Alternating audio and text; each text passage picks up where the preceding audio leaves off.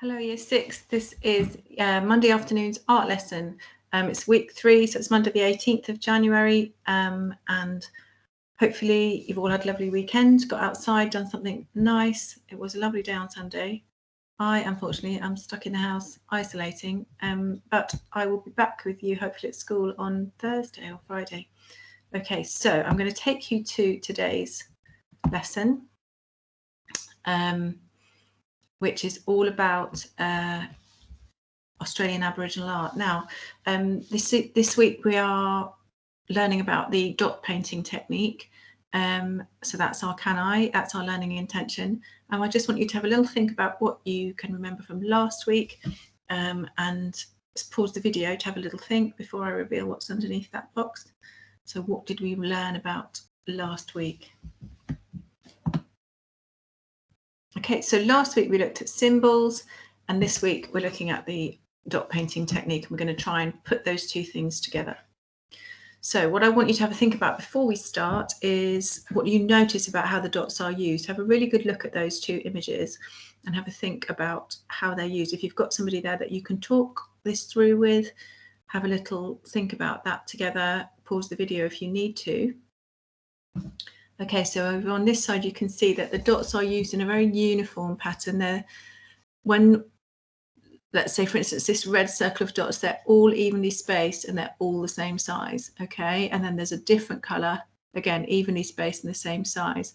And in here, inside the lizard, you can see that there are much, much smaller dots. They're finer dots, again, but they're all pretty uniformly spaced and all the same size.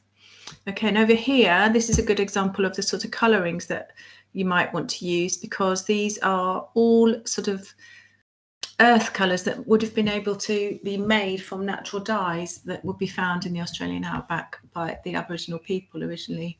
More modern paintings obviously they've started to use primary colours and more exciting colours. Okay, so there are 3 beautiful images there that use the dot painting technique. Now, in school, what we're going to do is watch these 2 videos, and I will put those links onto, I will send them by school ping, but I will also put them on the website and on Google Classroom, because I want you to have a look at those videos. I tried showing them via here, and it just doesn't really look very good. The picture isn't clear enough. So if you just go to YouTube and find those through the links that I'm going to give you, have a look at those, because they show the background to the paintings, and also they have actually an Aboriginal artist at work, shows you how she's doing it, which is really interesting. Both of those videos use didgeridoo music in the background, Australian music. So I would, whilst you're doing your artwork, it's a good idea to have something like that playing in the background. So there's lots of it on the internet that you can find. Okay, so your task today is to use your work from last week, your symbols that you did, and use dots to create an Aboriginal design. We're working with colouring pencils and sketching pencils. It says in our sketchbooks, obviously, if you're at home, you're using a piece of paper. Next week, we're going to start to think about paint. Now, in advance of next week, our task at school would be to use a small 30 by 30 centimetre canvas, which are very easy to get hold of. And firstly, we created a wash to cover the white, chose a colour that we were going to use, and we used colour mixing to make those colours. And then moved on to using acrylic. We didn't use acrylics, actually. We used ready mix paint to make the dots.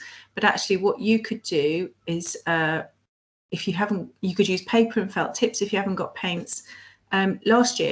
Last summer, in the first lockdown, I used big pebbles in the garden and just used very cheap bottles of ready mix paint from Asda or somewhere like that to create designs onto pebbles, which is quite a nice thing to do. And then you can put them outside for people to see.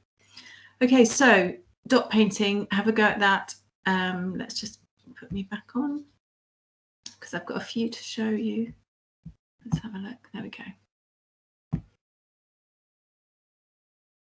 Okay, camera should be back on. Okay, so both my sisters actually live in Western Australia, one in Perth and one in a place called Bunbury. And I've been out a couple of times and they've bought me some souvenirs. So if you can see, I don't know if you can see that. little bit light shining on it a bit. But the dot paintings are there used. Can you see that some of the symbols are there that we used last week? There's another one here which has got some symbols on it. The tracks, the meetings, and one more. This one I quite like because it's got animal tracks and meeting. So the idea is that you try and sort of have a combination of dots and symbols in your designs. So it's initial designs this week, really just done in pencil and colouring pencil, and then we'll move on to paint next week. Have a lovely time with it, and I will see you tomorrow.